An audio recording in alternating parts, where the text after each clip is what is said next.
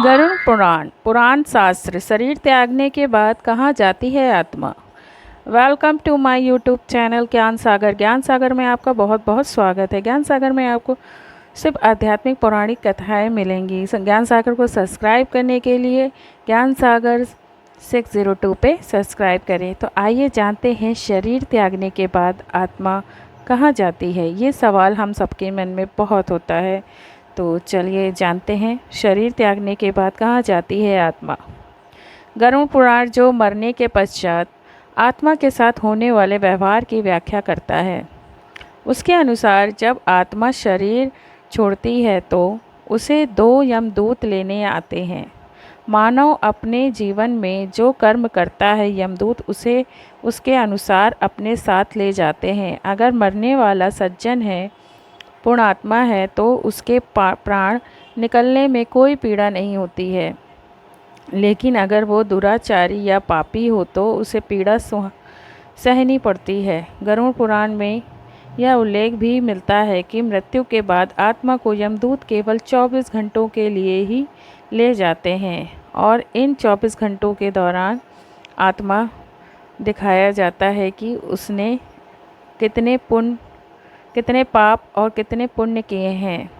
उसके बाद आत्मा को फिर उसी घर में छोड़ दिया जाता है जहां उसने शरीर का त्याग किया था। उसके बाद 13 दिन के बाद का उत्तर कार्यों तक वह वहीं रहता है। 13 दिन बाद वह फिर यमलोक की यात्रा करता है। पुराणों के अनुसार जब भी कोई मनुष्य मरता है और आत्मा शरीर को त्याग कर यात्रा प्रारंभ करती है तो इस दौरान उसे 3 प्रकार के मार्ग मिलते हैं। उस आत्मा को किस मार्ग पर चलाया जाएगा यह केवल उसके कर्मों पर निर्भर करता है। ये 3 मार्ग हैं अर्ची मार्ग, धूम मार्ग और उत्पत्ति विनाश मार्ग। अर्ची मार्ग ब्रह्मलोक और देवलोक की यात्रा के लिए होता है। वही धूम मार्ग पितृलोक की यात्रा पर ले जाता है और उत्पत्ति विनाश मार्ग नर्क की यात्रा के लिए ले जाता है। पुराण साहित्य में गरुड़ पुराण का प्रमुख स्थान है। सनातन धर्म में यह मान्यता है कि मनुष्य मृत्यु के पश्चात गरुड़ पुराण कराने से जीव को वैकुंठ लोक की प्राप्ति हो जाती है। गरुड़ पुराण में 19,000 श्लोक हैं, किंतु वर्तमान में कुल 7,000 श्लोक ही प्राप्त होते हैं। प्रेत योनि को भोग रहे व्यक्ति के निमित्त गरुड़ पुराण करवाने से उसे आत्म शांति प्राप्त होती है और वह प्रेत योनि से मुक्त हो जाता है। गरुड़ पुराण में प्रेत योनि एवं नरक से बचने के उपाय बताए गए हैं। इनमें प्रमुख उपाय दान दक्षिणा, पिंडदान, श्राद्ध, कर्म आदि बताए गए हैं। मस्त आत्मा की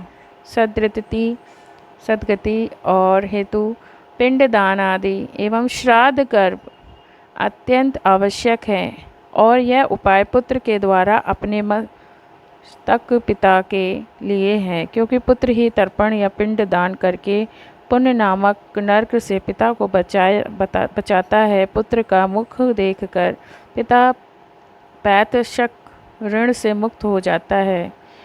मृत्यु के बाद क्या होता है, यह एक ऐसा प्रश्न है जिसका उत्तर जानने की इच्छा सभी को होती है और सभी अपने अपने तरीके से इसका उत्तर भी देते हैं। गरुड़ पुराण भी इसी प्रश्न का उत्तर देता है। मनुष्य अपने जीवन में शुभ अशुभ, पाप पुण्य, नैतिक अनैतिक जो भी कर्म करता है, गरुड़ पुराण ने उसे 3 भागों में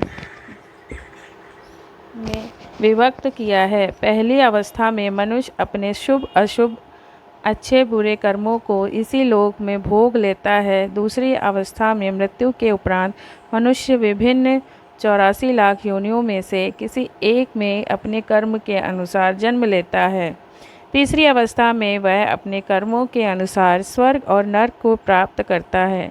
गरुड़ पुराण के अनुसार जो दूसरे की संपत्ति को हड़पता है, मित्र से विश्वासघात करता है, ब्राह्मणों की संपत्ति से अपना पालन करता है, मंदिर से धन चुराता है, पराई स्त्री या पर पुरुष से व्यभिचार करता है, निर्बल को सताता है, जो अपनी निर्दोष माता बहन पुत्री स्त्री पुत्र वधू पुत्र इन्हें बिना किसी कारण के त्यागता है, उसे भयंकर नरक योनि में जाना पड़ता है एवं उसकी कभी मुक्ति नहीं होती है। इस संसार में भी ऐसी पापी व्यक्ति को अनेक रोग एवं कष्ट घेर लेते हैं। व्यापार में हानि, घर में कलह, कष्ट हानि, ज्वर, संतान मृत्यु आदि दुख से वह जीवित भर दुखी रहता है। अंत समय उसका बड़ा कष्टमय होता है तथा मरने के बाद पश्चात वह भयंकर प्रेत योनि में चला जाता है। शीघ्र प्रचलन दुष्टगमनम गतो निश्चितम यमायलम कुंभीपाकादि नरकावातम नैश्याचम माची गरुड़ पुराण।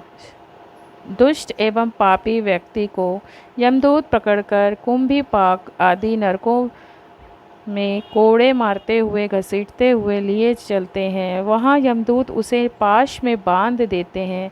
वह भूख प्यास से अत्यधिक व्याकुल और विकल होकर दुख सहन करते हुए रोता है। उस समय मृत्यु काल में दिए दान अथवा स्वजनों द्वारा मृत्यु के समय दिए पिंडों को वह खाता है, तब भी उसकी तृप्ति नहीं होती। पिंड दान देने पर भी वह भूख एवं प्यास से व्याकुल लगता है। मांस भक्षण करने वाले व्यक्ति को नरक में वे सभी जीव मिलते हैं जिनका उसने मांस भक्षण किया था, और वे वहाँ उसके मांस को नोचते रहते हैं तथा वह कई कल्पों तक प्रेत योनि में भटकता रहता है। जब ऋषि के श्राप से प्रेरित तक्षक नाग राजा परीक्षित को डसने जा रहा था, तब मार्ग में महर्षि कश्यप से उनकी भेंट हुई।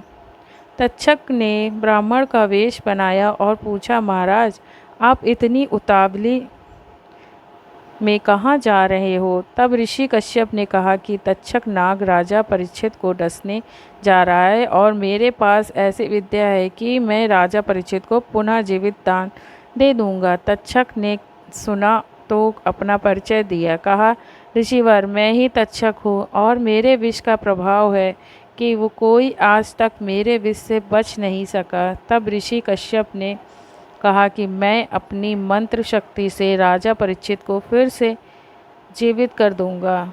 इस पर तक्षक ने कहा, यदि ऐसी बात है तो आप इस वृक्ष को हरा भरा करके दिखाइए, मैं उसे डस कर भस्म कर देता हूँ।